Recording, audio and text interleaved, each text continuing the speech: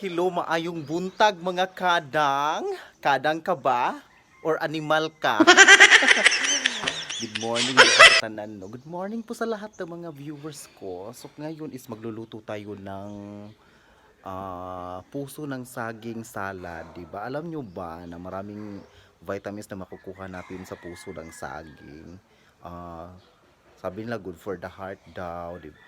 At saka lahat ng luto ng puso ng saging talagang napakasarap siya talaga mga kadang. So ngayon, yung recipe namin ngayon is gagawin namin siyang salad na may gata. Gata yung timpla, gata at suka.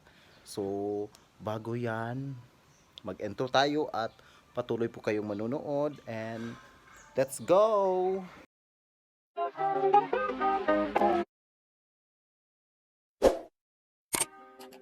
Okay mga kadang, so ito na po yung puso na lilinisan ko at pagkatapos nitong linisin ay ipapakulo na natin sa tubig. Kaya let's go!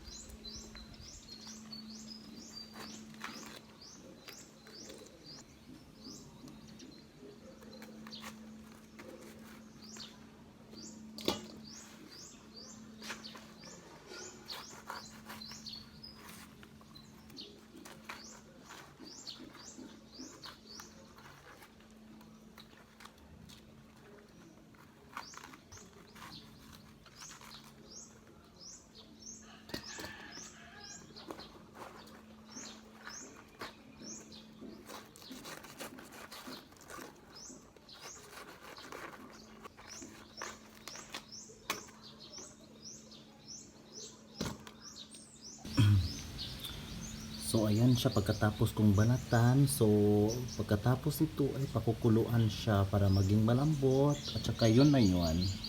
Na siya mga kadang, pakukuluan na natin. So wait na lang po natin ng 30 minutes bago siya maging malambot.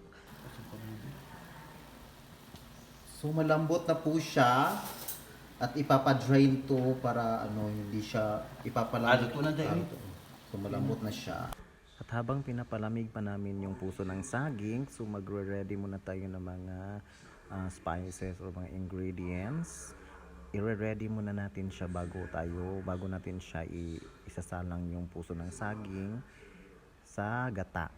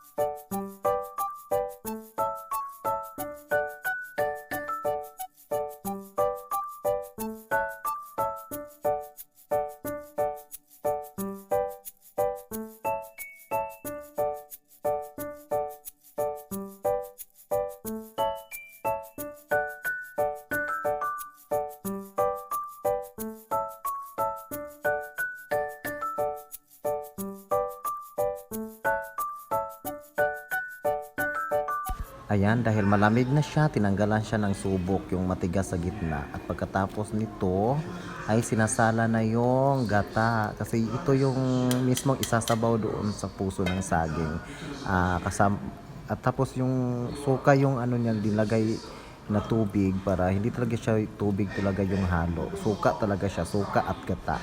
Pagkatapos pugaan yung gata ay imimix na siya, titimplahan kasama na yung mga ingredients or mga sangkap na ilalagay gaya ng kamatis, sibuyas, at meron ding luya at saka siling labuyo at pagkatapos ay hahalo-haluin siya ng mga around 2 minutes para naman ma-dissolve yung asin at saka yung monosodium or yung bitchin para maging masarap talaga siya guys. Pagkatapos ay titikman na siya kung okay na ba yung lasa. So kung tingin nyo guys, kasi prefer yung anong taste nyo sa pagtitimpla. So dapat yung tikman nyo talaga yung sabaw kasi once na maihalo na siya, ayan, dyan na siya sasarap guys. So nilagyan siya ng konting asin kasi parang medyo siya kulang ng asin. Dinagdagan siya ng gata kasi parang konti lang yung sabaw. So ini-estimate lang dyan guys kung gaano ka dapat mag-match yung timpla nyo ng gata at saka nung paglalagay nyo ng asin at saka bitchin. So tapos ay hahaluin mo na siya guys. So talagang dapat talaga gagamit ka dito ng dalawang kutsara or dalawang sandok para ma-mix mo talaga siya ng maayos. At saka paghahalo-haloin siya guys ng mga 5 minutes guys para naman mag-absorb yun ng bawat portion para naman pantay lahat ng lasa at saka pagkatapos dyan ay ilalagay nyo na yung mga toppings gaya ng mga mga ingredients. So yan lang din ita-toppings yun. Actually masarap to guys lalo na kapag kumpleto talaga yung mga ingredients, di ba? So ito na yung finished product namin guys, di ba? Sarap. So sa mata pa lang guys, talagang napakatakam-takam nito guys.